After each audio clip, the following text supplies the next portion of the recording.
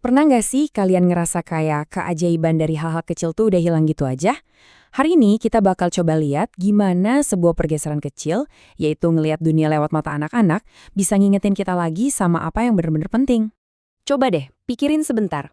Kapan terakhir kali kamu ngeliat dunia di sekitar kamu dengan rasa takjub, bukan dengan daftar kerjaan yang numpuk? Nah, pertanyaan ini yang bakal kita gali bareng-bareng. Yuk kita bedah dua cara mandang dunia. Cara kita sebagai orang dewasa yang serba praktis dan cara anak-anak yang penuh dengan keajaiban. Nah, ini nih sudut pandang orang dewasa pada umumnya, ya kan? Kita lihat sesuatu langsung kepikiran, wah kerjaan nih, ini masalah atau ganggu banget.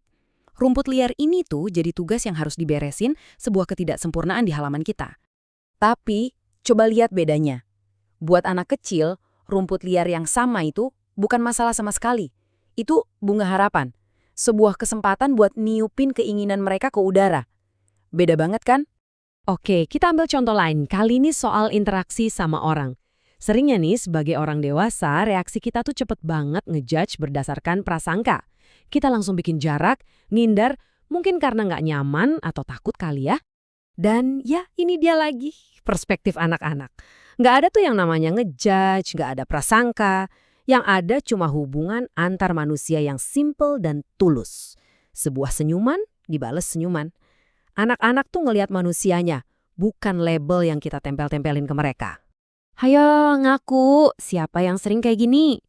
Kita sebagai orang dewasa tuh sering banget sadar diri. Dan itu malah ngebatasin kita. Takut kelihatan aneh, khawatir dibilang nggak jago.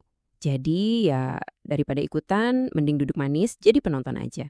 Nah, sekarang lihat ini. Kegembiraan yang bener-bener lepas. Anak-anak tuh nggak peduli suaranya pas atau nggak. Mereka ngerasain musiknya, ya badannya langsung gerak ngikutin. Bahkan kalau nggak tahu liriknya, mereka ngarang sendiri. Ini tuh murni soal ngerasain momennya, bukan soal tampil sempurna. Buat kita orang dewasa, alam itu seringkali jadi sesuatu yang harus dihadapi.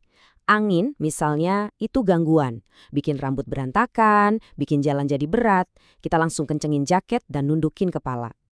Beda banget sama anak kecil. Mereka tuh pasrah aja sama momennya. Angin bukan musuh, tapi teman main. Mereka merem, rentangin tangan, dan ngerasain sensasi kayak lagi terbang. Bener-bener nyatu sama alam. Nah, polanya sama lagi kan? Pikiran orang dewasa tuh langsung loncat ke akibat jeleknya. Genangan air itu artinya potensi kekacauan. Sepatu kotor, lantai becek, cucian nambah. Kita lihatnya masalah, bukan peluang.